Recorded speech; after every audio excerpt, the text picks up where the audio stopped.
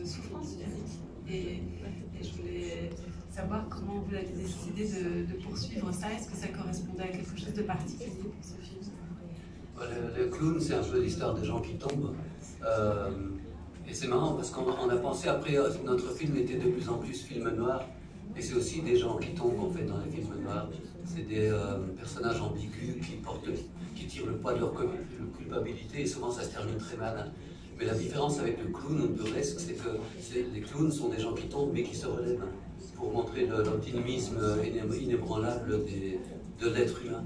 Et donc on était content de trouver deux terrains qui se rejoignent très fort parce qu'ils sont tous les deux sur des traitements de volume, d'éclairage et des choses un peu abstraites, mais à la fois qui sur le fond se rejoignent fortement.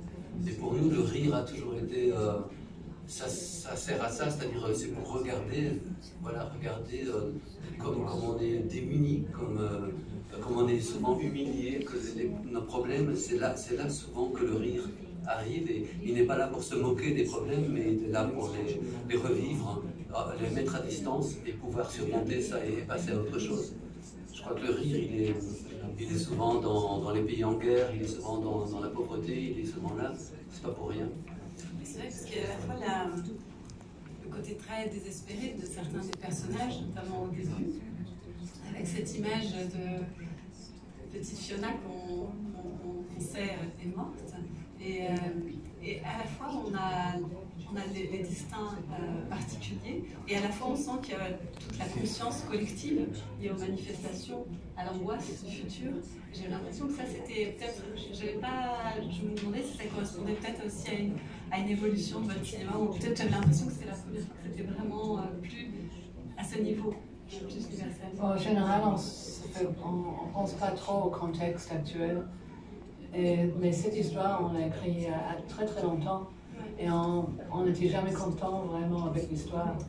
Et en pensant à aujourd'hui, le turmoil dans lequel on vit, on a vu une grande histoire et puis une petite histoire à l'intérieur qui on trouvait que se complémentait très bien. Et donc on a gardé ce côté manif, ex-activiste. C'est des idées qui sont venues après. Au début, c'était plus on ne savait pas si c'était un malfrat ou quelqu'un qui a commis quelque chose. Et puis un peu à la fois, parce que c'est des périodes qui nous ont marqué. Dans les années 80, il y avait les années de plomb. C'était un peu les gens de gauche qui prenaient les armes pour se défendre contre l'arrivée du libéralisme pur et dur. Et ils ont été jusqu'à poser des bombes.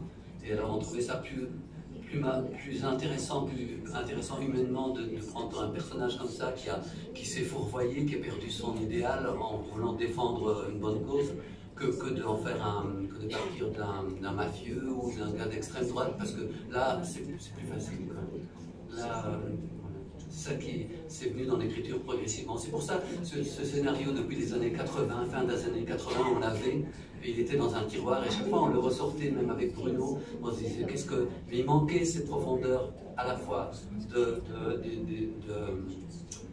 en prise avec la crise sociétaire actuelle, et il manquait la dimension, la petite histoire du couple séparé par la mort d'un enfant. Parce que quand on l'a écrit, on était jeunes, et c'était une histoire de deux jeunes amoureux, et maintenant c'est une histoire de deux vieux cabossés qui ont vécu des choses. C'est touchant.